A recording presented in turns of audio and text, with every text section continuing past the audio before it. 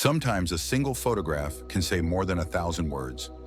Picture a young man in uniform around 2009. He was about 20, fresh-faced, his eyes still untouched by the challenges ahead. Back then, no one, not even he, could have guessed what the future would bring.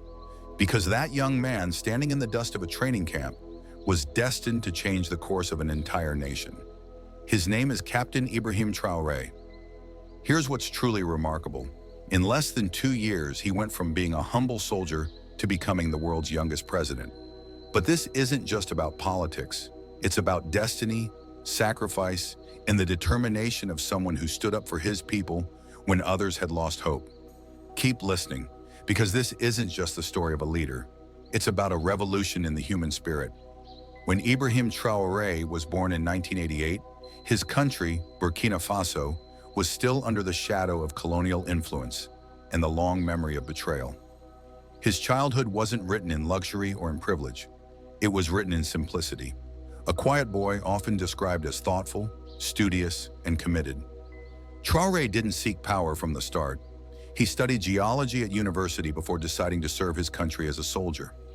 That choice in 2006 would test both his strength and his character.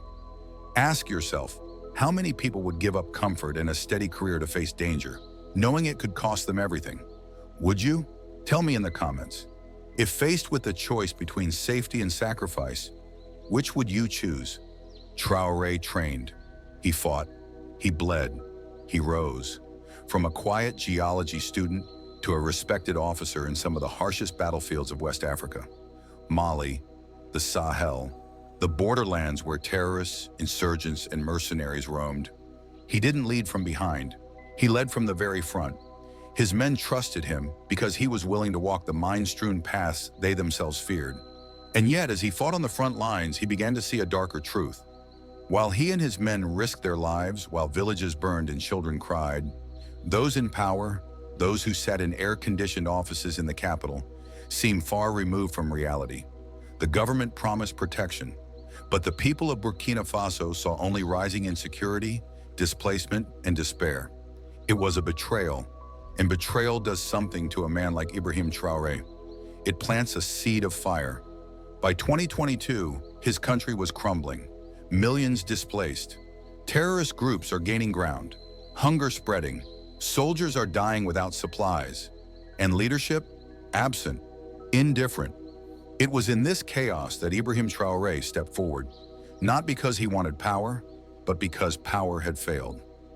On September 30th, 2022, the sound of gunfire echoed through Ouagadougou, the capital. By nightfall, the world saw him for the first time. A young captain in fatigues, red beret, bulletproof vest, standing on national television declaring a coup. At just 34 years old, he became the leader of Burkina Faso. The world was shocked, but the people cheered. For the first time in years, they believed that someone had the courage to fight for them. But here's the shocking part. Unlike other leaders who take power through force, Traoré didn't use it to enrich himself. He refused the presidential salary of $76,000 a year. He kept his captain's pay instead. He didn't move into a golden palace. He lived simply. He didn't ride in luxury convoys. He drove basic cars. He didn't treat leadership as a privilege. He treated it as a responsibility. Ask yourself this: if you suddenly had the highest office in your country, would you have the strength to reject the luxuries that come with it? Comment below. I want to know. But make no mistake, simplicity did not mean weakness. His decisions were bold, even dangerous. He expelled French forces that had been in Burkina Faso for years, telling the world that his nation would not be a puppet anymore. He turned instead to build alliances with Russia, Turkey, and China, new partners for a new age. He launched massive projects, railways, dams, gold refineries, pharmaceutical factories, schools, and agriculture reforms. He slashed government salaries, reinvested the money into his people, and declared war on corruption. In just 2 years, Ibrahim Traoré has done what many leaders failed to achieve in a lifetime. But with every step forward, the enemies grew. A conspiracy emerged. Hidden in suitcases, 5 billion CFA francs, over $8 million, were smuggled into the country to bribe soldiers, to overthrow him, to destroy the fragile hope of a nation finally reclaiming its dignity. Imagine this for a moment.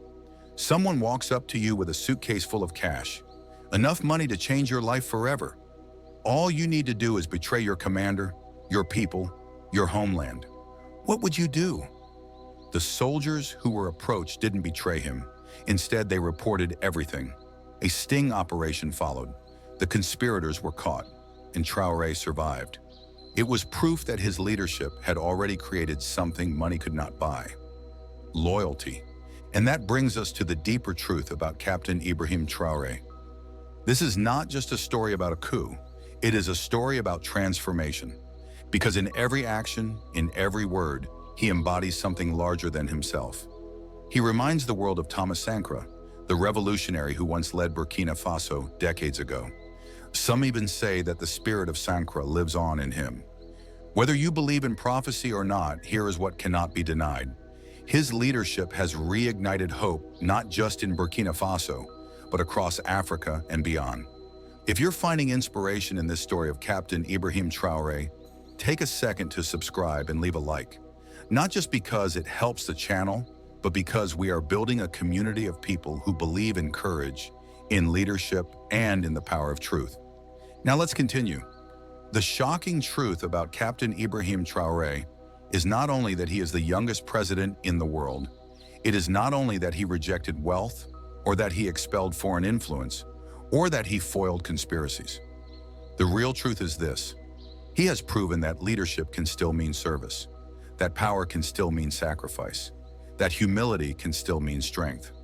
In a world where corruption seems normal, where betrayal feels inevitable, and where leaders often forget the people who put them in power, Traoré reminds us of something we desperately need to remember: that greatness is not measured by what you take, but by what you give.